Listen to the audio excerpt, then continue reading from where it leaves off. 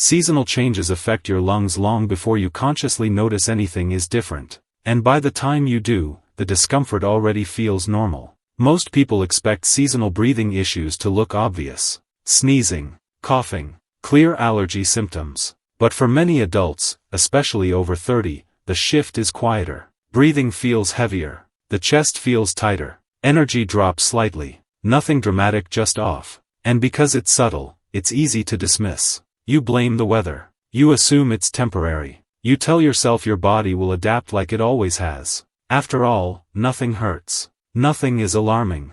You're still functioning. But then you realize this pattern keeps repeating. Certain months feel harder than others. Humid air feels heavier. Cold air feels sharper. Dry air makes breathing feel strained. And even though you can breathe, it doesn't feel smooth or effortless. So you try logical adjustments. You change routines. You drink more fluids. You open windows or close them. You walk less on certain days. You assume your lungs are just reacting normally to the environment. But here's the part most people don't see. Seasonal changes don't just affect the air around you. They quietly change how your respiratory system behaves internally. The real issue isn't the season itself. It's how seasonal shifts alter balance. Temperature changes affect airway sensitivity. Cold air can cause subtle tightening in the bronchial tubes. Not enough to trigger wheezing but enough to increase resistance. Breathing still works. It just costs more effort. Humidity changes matter too. Moist air can feel heavy, while dry air can irritate airway linings.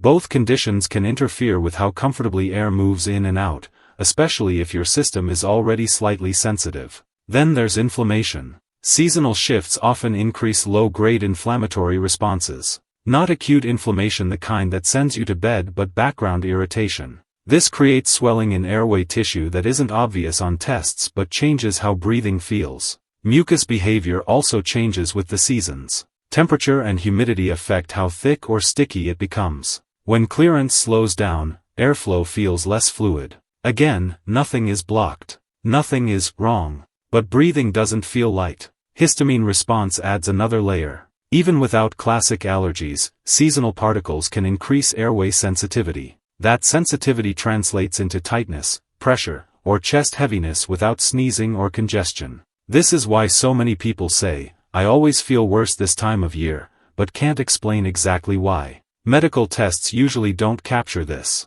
Because tests are designed to detect disease, not adaptability. They don't measure how well your lungs adjust to environmental stress. They only confirm that you're still within safe ranges. The real issue isn't damage. It's reduced resilience. The real issue isn't that your lungs stop working. It's that they work harder to maintain normal function. Once you understand this, the pattern starts to make sense. Seasonal breathing discomfort isn't random. It's cumulative. Each shift, temperature, humidity, particles adds a small layer of resistance. Over time, that resistance becomes noticeable. And because it comes and goes, people normalize it. They stop questioning it. They assume it's just part of getting older. But normal doesn't mean optimal. Breathing should adapt smoothly to seasonal changes. When it doesn't, the body compensates quietly. And compensation feels like effort, fatigue, tightness, or heaviness. Understanding this reframes the entire experience. Instead of asking, "Why does this keep happening to me?" you start asking,